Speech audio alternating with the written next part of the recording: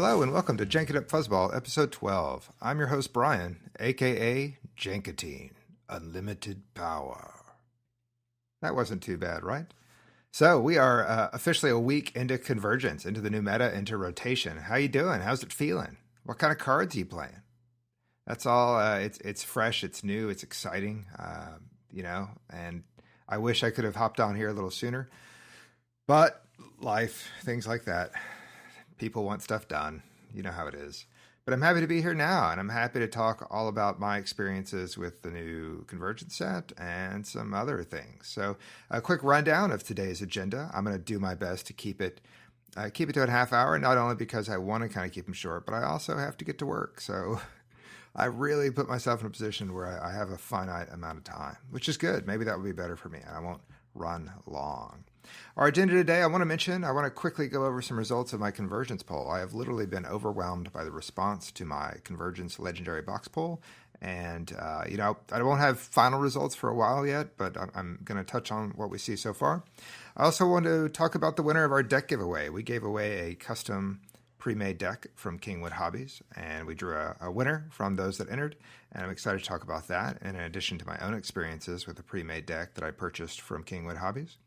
And then the main event, the main topic today is going to be Convergence, right? I went to my first ever Convergence box tournament. So buy a box, unpack 36 packs of cards, build a deck, and see what you can do. It was a lot of fun. It reaffirmed that I am a very casual player and not a very good competitive player, but I had a good time. I'll run through kind of what I pulled and my thoughts on trying to make a deck and how my 4 rounds of Swiss went. And then you can tell me all the things I did wrong and what I should have done. And maybe that'll make me a better player. We will see. But I had a good time, super fun time. It's great to just get so many cards at once and get excited about it and play with the local community. Again, my most frequent playing partner is Greg. So this was a great opportunity for me to play with some other people. And it was a lot of fun. And then lastly, of course, we will crack a pack just like we do every episode and see what kind of goodness awaits. All right, before we dive into any of that, I want to give a shout out to Top Deck TCG. They are a community partner, and they have been with us from the beginning. And it's awesome, and we appreciate that. And if you cracked boxes like I did, or a box, and you got the cards, but you're like, man, I have some obvious holes that I want to fill in, then I'm going to direct you to Top Deck TCG. They are an online store that you can go, and they have all your Star Wars Destiny and also Transformer TCG needs that you have. And the best part, if you go and you're looking for singles and you find some things you want, if you use Fuzzball at checkout, discount code Fuzzball, you'll save 10% off your order. So how cool is that? So just a reminder, if you're a listener to this pod, you're a casual player, the new Infinite Holocron came out, and you're like, man, I actually want to go back and see and play some of these older characters now that they're different point values. Please check out Top Deck TCG. I will link to them in the show notes. They're also on my website. If you go to Friends of Jank, that page, you will see Top Deck TCG with a reminder of our discount code and a link directly to their website. So thank you, Top Deck TCG. Where to begin? Convergence. So I had this idea of creating a poll that would allow people to put in which 6 legendaries they cracked in their box. So the condition is I'm expecting people will buy boxes. So they will buy boxes, and then they will somehow want to participate and report back the 6 legendaries they had. And so in talking with Greg actually deals with a lot of data in his day job. He is kind of what he gets paid to do. And so I kind of consulted with Greg and kind of wordsmith the poll and what to do and what to ask for and what not to ask for in terms of what we're trying to get. And, I put it out there, and I pushed it on Facebook. I pushed it on Reddit. I pushed it through my other social media. And I really wasn't sure what kind of response I would get. And when I went to the box tournament that I'll talk about in just a bit, I actually brought like paper printouts where people could just jot down quickly whatever 6 legendaries they had. And then I brought those home and filled them in myself. But I wasn't sure what to expect. And so I'm recording this on Thursday the 4th. So it's in the US, at least, it's starter deck release day, which is exciting. But Convergence has been out for a week, and I'm sitting here looking at the results of this poll. And so 1 week in, we have 339 responses. That, my friends, is amazing. thank you, thank you, thank you. If you took the time to go to the website and fill in your legendaries, it's amazing. I'm not going to go through the full data. At some point, Greg and I are going to sit down, and he has some fancy software, fancier than I have, and we're going to throw all this in there and actually kind of make sense of it. But there's a results page. After you fill it out, you can always go and check out the results. And if you go to the Convergence poll page on my website and scroll down to the comments, I've linked to where you can see the results. But 339 responses. I just can't thank you enough. If you took the time to do this, really appreciate it. And it's not over. It will stay up. So as you open new boxes, I just got one delivered. So Greg and I are going to split that and draft through it. We'll put our legendaries in, and it'll just be something that continues to grow. I will say that as of right now, as of this recording, there are 2 cards tied for the most frequent pool at 141 apiece. That's 41.6% of all boxes had Mega Blaster Troopers and Sorso Mastery. So there you go. Those, as of right now, are far and away the 2 most popular. After that 141, the next highest number appears to be 128 for Entourage. Pretty hot card, so if you pulled one of those, good for you. The loser, so to speak, the one that is the least frequent, is Mace Windu's lightsaber. So that only has 98. It was only found in 28.9% of the boxes that were reported. So it's kind of fun. There is actually pretty good distribution of cards. And I'm also interested, I asked for location, city and state, or country, city and country. And we're going to take all that data and we're going to figure out what to do with it. But I really just want to say overwhelming response. Thank you so much. Thank you for sharing it. Thank you for getting the word out. It'll be nice to see what this means. If there is a regional bias, once we start saying, well, the people in the Southeast got this, people in the West got this, maybe there is. I don't suspect there will be, but who knows? Who knows what we'll see. And then I also added a section for anomalies. You know, some people had like 2 boxes, they only got 8 legendaries, or 7 legendaries and 2 of the same kind, right? I assumed, which I know is dangerous, but I assumed that all 6 legendaries would be unique to one another. But I suppose it's possible. My poll didn't account for certain things that if once we do it again, which why wouldn't we do it again for the next set? We'll try to account for those kinds of anomalies. But again, heartfelt gratitude to anyone who took the time to fill it in. I will get a report made, hopefully, probably by the end of the month, that just goes through and looks at the information. So thank you very, very much for that.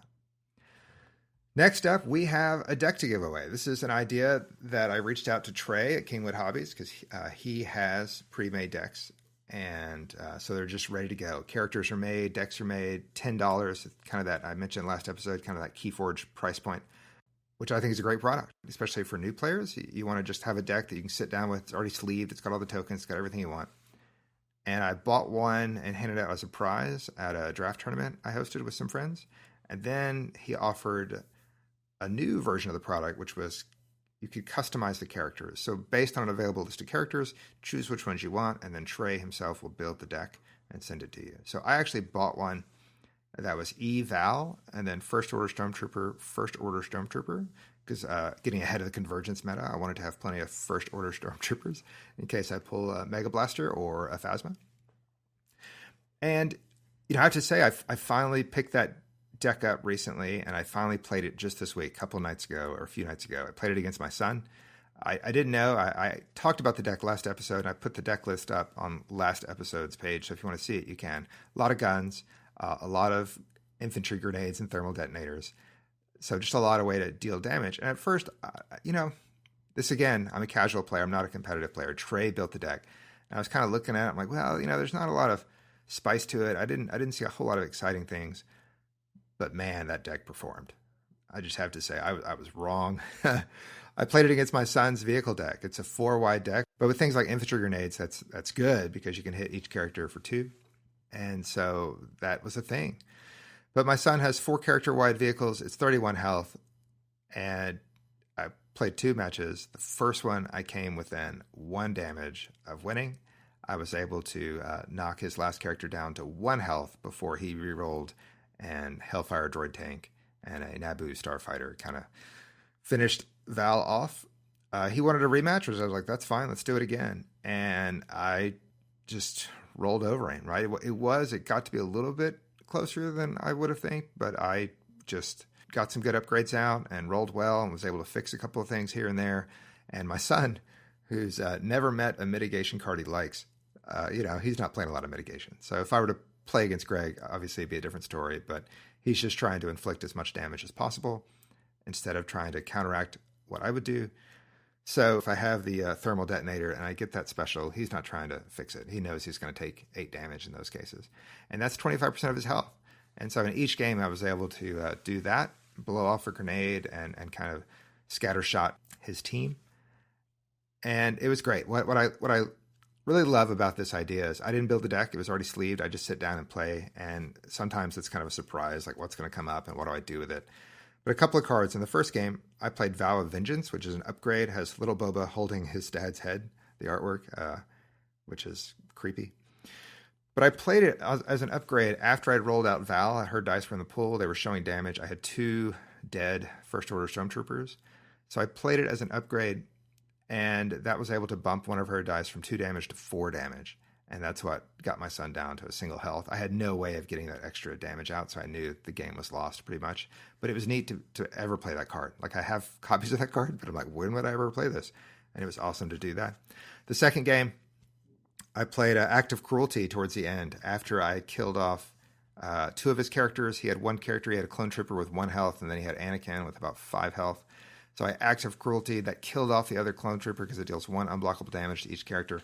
And then that burned 3 cards out of his hand, which did not sit well with my son. But it was great. It was great. And he lost. And, to his credit, he took it pretty well. He didn't say anything. He just picked up the tokens and walked away. But felt good to win. It was a much stronger deck than I thought. Now, again, I was playing a player who's not interested in mitigating, right? He's interested in working on his own stuff instead of his opponents. So it'll play differently. I will certainly roll it out against Greg at some point, and we'll see how it does. But it performed way better. Now, I'm telling you this because I like talking about my adventures in the game, but also because these decks that Trey is selling, he spends time to put them together, right? And so I know he's not making any money off these decks because it's not just like he's pulling an order out of his inventory. He's having to craft a deck, and he is a good player. And he takes time and looks at his massive inventory and what would work well, what wouldn't.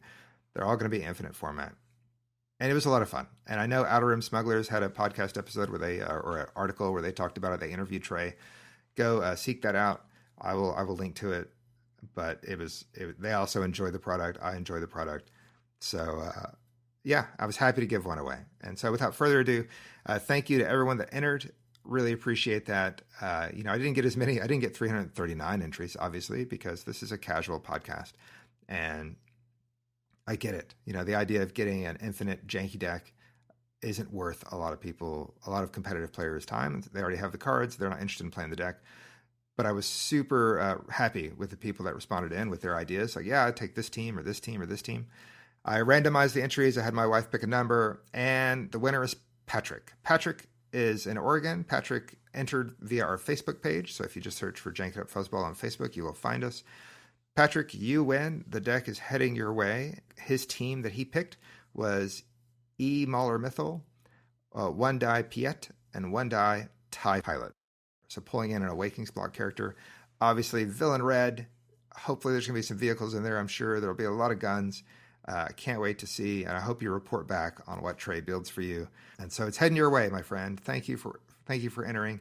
Enjoy a pre-made custom deck that you can just take right out of the box, slap it down on the table, and go. Not bad. First giveaway, we gave away a deck. It's a great product. I've already said that several times. Hopefully down the road we'll have more Jank It Up Fuzzball giveaways, and hopefully you'll come along for the ride, and we'll have a great time. Because that's why we're here, right? That's why I'm here, at least. I'm excited to talk about the Convergence box opening in just a couple of minutes. But I play Jank. I play casual stuff.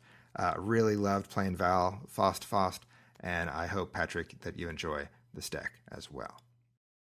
How about that Convergence box draft? I've never done it. I don't know if some of you, I'm sure, have done it or you've opened boxes, but the premise is it's like a draft or a sealed event on steroids because you get an entire box, 36 packs. You open everything, you build a deck exclusively from what's in your box, and then you play a tournament. And wow, yeah, it's a lot of packs. Like, I love opening packs on this show, but to open 36 at a time and then to sort them and then to make a team is a bit challenging. But it was super fun. I went into it, I was excited knowing that I would get 6 legendaries, right? I went into it, I have a box, I'm going to play, I'm going to get 6 legendaries. After all the spoilers had been fully released as far as the 17 legendaries, I was really hoping to pull a Padme or a Enfys Nest. I ended up getting neither. That's just how it goes, right? So the first legendary, I'm opening my packs. The very first legendary I get is Chewbacca, which is kind of a sad trombone, right? I mean, I'm not sure he'll see a lot of competitive play, and he certainly wasn't a character I was looking for, but that's fine. So I got him. I got the Lat gunship, which was cool before it got nerfed. I was like, oh, we could do something with that. I actually pulled 2 Kaz Damerons, so I could have run Elite Kaz at 16, but that's not really viable for a tournament, wanting to get as much health as possible. So I had the Lat, I had Chewie. I also pulled Captain Phasma. I'm excited for that, but I knew at 18 I'm not playing her in the tournament. So it's like, okay, I got a Phasma. That's cool. I got Force Storm. So I was like, all right, there we go. There's something. 4-cost upgrade. No blanks. That's awesome. Maybe we'll run blue. I then got Palp's lightsaber. So I was like, okay, here we go. Got a little bit of a Palp suite. No Palp, but I got his lightsaber. I got Force Storm. And then my 6th and final legendary that I cracked was Palpatine.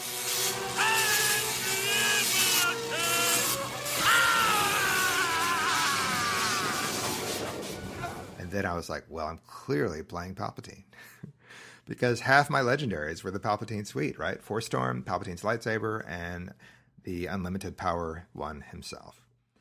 So cracked everything open. You start stacking, you start ordering, and then you start piecing something together. So I'm going to tell you real quick because I'll just tell you what characters I had. And this is all on the article website, on the episode website. When you go to the webpage, I have all 36 of my rares in a list. So if you want to see exactly what dice cards I pulled, you can do that if that's something you're interested in. It was good for me.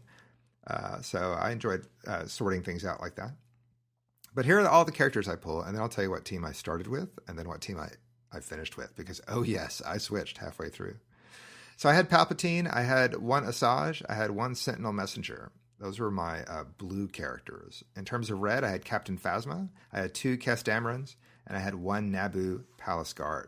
I got a lot of yellow characters. I had Chewbacca, I had Dengar, I had a Maz Kanata, I had 1 Ezra Bridger, and I had 1 Enfys Nest Marauder. So that was it. So those were my characters. I had mostly yellow cards. I had a whole bunch of blue upgrades, as you would hope. So I had Force Pull, Force Storm, 2 copies of Malice, the lightsaber, Sith Teachings, and Sorcerer Training. So all of those were going into my deck. But I decided to run Palpatine at 14. That's 1 die Palpatine. And then I decided to go with Sentinel Messenger at 8. So that took me to 22. And then I did the Naboo Palace Guard, who was 8 as well. And that took me to 30. So it would be no yellow. Even though I got a whole bunch of yellow, I was just blinded by, I don't know, just me being an idiot, right? I didn't have a lot of time. And it wasn't just me. Like, nobody had a lot of time, right? You crack your pack. You have about an hour, depending on what time you show up, and you build a deck. And I just didn't really sort through it all, right? I didn't conceptualize the deck. I knew based on my legendaries, I just wanted to run Palpatine. And then I said, I'd seen the Team Covenant feed with Jeremy, and he ran Palpatine and Sentinel Messenger. So I said that could be good. And then I decided I needed some other color, and so I ran the Naboo Palace Guard just based on the characters I had. If I had a Faust, that would have opened up other opportunities, but I didn't have a 7-cost character. So that was my team. I ran a bunch of upgrades, and I ran just a few supports. So I had Padme Amidala's Starship. I did not end up running the Lat gunship, which maybe that was a mistake. I ran Imperial Officer, and I think I ran a V-Wing just to have something out there. So, yeah, casual player in a competitive environment. So this is a store in Houston. A lot of the players I had met, thankfully, through the Solidarity Tournament. They had remembered me, and I remembered them, and that was great. It was good to get that sense of community going again. There were people there buying 2-3 boxes, and that's just not in my budget. But it was cool to see what other people were cracking and what legendaries they had. And it was really fun to sit down against an opponent who'd just done the same process that you had and see what was going to happen. So my very first match was against a gentleman named Matthew. He was running Enfys Nest, and then Enfys Nest Marauder, and then a First Order Stormtrooper. So, he got a Fost, which is good. Gives him a little more flexibility in his build. So he was running yellow-blue, just like, not like me, but he was running yellow-blue, and I was running blue-red. And Matthew is a good player, and he did great. He basically didn't let me have Palpatine's die most of the rounds. Like, as soon as he could, he would remove it or mitigate it in some way. He just was having none of that. What was interesting for me is at some point I had 6 upgrades on Palpatine. So I had 5 abilities, which you can have, and then I had this lightsaber, which was really, really fun. And, it kept him alive because it gave him an additional 5 health. So he was at 15 health. Also had other great events such as Back to Therapy. There you go. So for 2 cost, I was able to heal another 5 damage off of Palpatine. And that was a lot of fun. The problem was I just didn't have any win condition, right? I kept Palpatine alive, right? And I had some red cards. I had a lot of the red to keep people alive. So I had all that. But I didn't have enough damage. I couldn't spit enough damage out. So he's running Enfys Nest and the Marauder and the Fost, and it's just kind of chewing me up, right? He would mitigate Palp's die, and he took down the Palace Guard, and then he took down the Messenger, and then he just started chipping away at Palpatine. But he wasn't going to be able to kill Palpatine in time. We played 35-minute rounds, and it went to time, as you would. I mean, I was able to keep Palpatine alive. But that's all I was able to do was keep him alive. I really couldn't inflict a whole lot of damage. And so we went to time. Tiebreaker is who dealt the most damage. I was nowhere close, right? I think I killed one of his characters. Maybe I actually got Enfys off the board, but it wasn't. So first round loss for me. It was a fun match, but I was like, man, I'm going to have to do more damage, obviously. Second match was against a gentleman named Ryan, and he played Watto, Wat Tambor, and Mace. So completely different deck. He also had a pretty impressive support package. And, again, he built a better deck than me. That's pretty much how it went. He had Smuggling Ring, which is a great card. It costs 2, but it's a support, and you can exhaust that support to gain 1 resource and gain 1 action.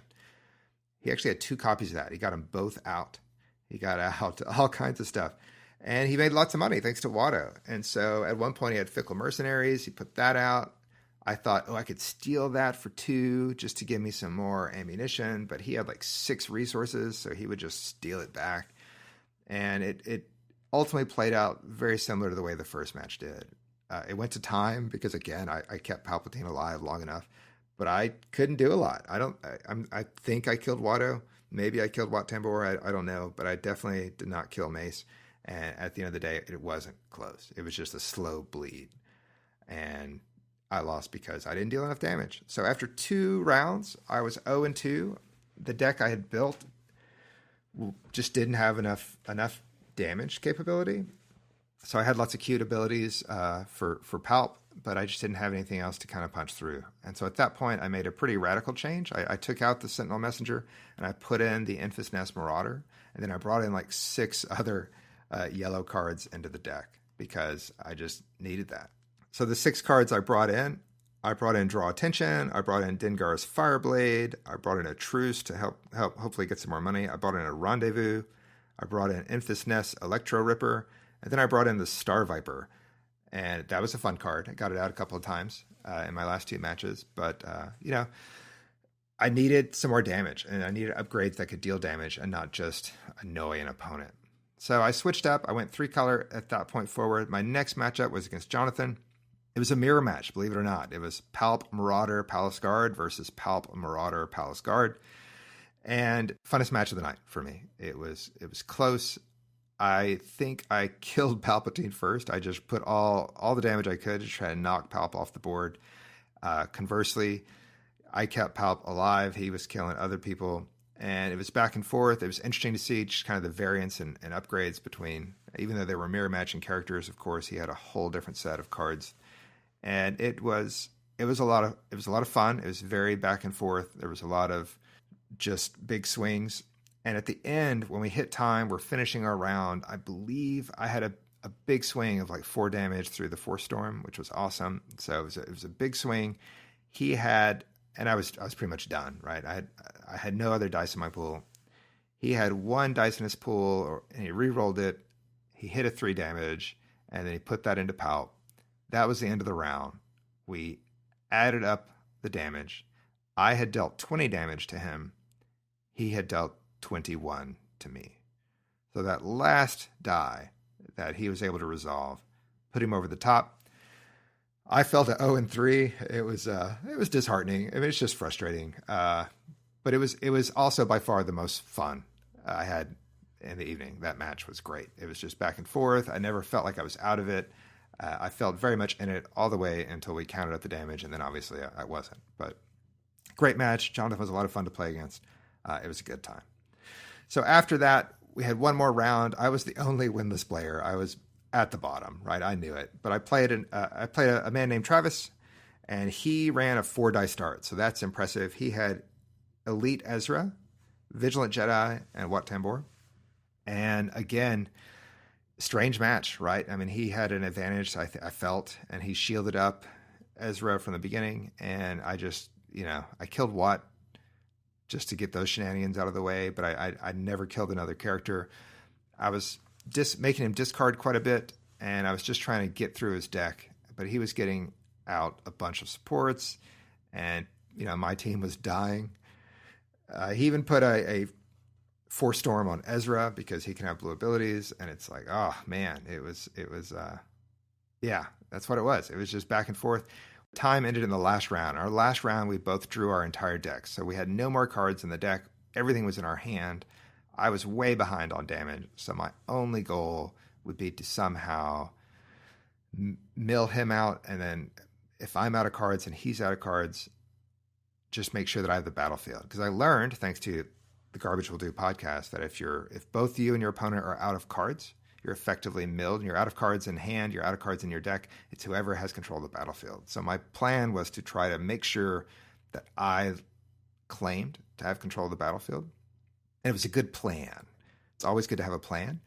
But he had just more dice that I couldn't mitigate at the end, and he was able to roll into lethal, a big swing of 5 damage at the end, and KO Palpatine. So yeah, that was it. That was the only time a game did not go to time and was decided by damage, was at the very end. Even though the time had already expired, he swung in and knocked me out. 0-4 didn't feel good, right? I'm happy to have all the cards, but I went 0-4. I hung around. People they actually started playing a second round of that if you wanted to buy another box, and I was like, absolutely not. I've had a good time, but I don't need to drop another box worth of money. And I'm sitting there, people were making some trades and a couple of trades that I didn't do that maybe I wish I did. I was trying to, at one point, maybe Travis and I were talking about swapping Chewbacca for his Jabba. But I didn't. And, I don't know. I'll find a way to play Chewbacca, but I have that. Another player he had multiple boxes, but he didn't pull a second Phasma. And so he was really looking for a second Phasma, and he was offering up a Palpatine. At the time, though, I was like, man, I think Phasma may be the bigger character long-term. And at least in the first week, I mean, that's a small sample size, but all the attention is going to Palpatine. So it's like, man, had I swapped that out, that might have been enjoyable. But I don't know. So I left there 0-4. I didn't make any trades of consequence. And, I got a box full of cards, which is exciting. And I have 6 legendaries, which is exciting. But I was still a little bit beat down. And then later on the weekend, Mr. Chip from Discard to Reroll, he talks about going 4-0 in his box tournament. And who did he run? Palpatine, Marauder, Naboo, Palace Guard. So clearly, I'm infinitely behind in skill of Mr. Chip. I've got a ways to go because he ran the same team and went 4-0. And I ran the same team and ran it into the ground 0-4. It also just reaffirmed that I'm a casual player. I love this game, but to be on the level, to just see the cards in a different way, to see them in that Matrix style fashion where you can immediately assess what's a good card, what's a bad card, and how they're going to go together. I'm not there yet. And will I be there? I don't know. I don't know if I have the time or energy to really do that because that's just not what I'm about in terms of that. But it was nice. I guess the silver lining of going 0-4 is that it reaffirmed what I do, which is have fun playing Jank and making quirky decks and playing casually, right? That's what I like doing.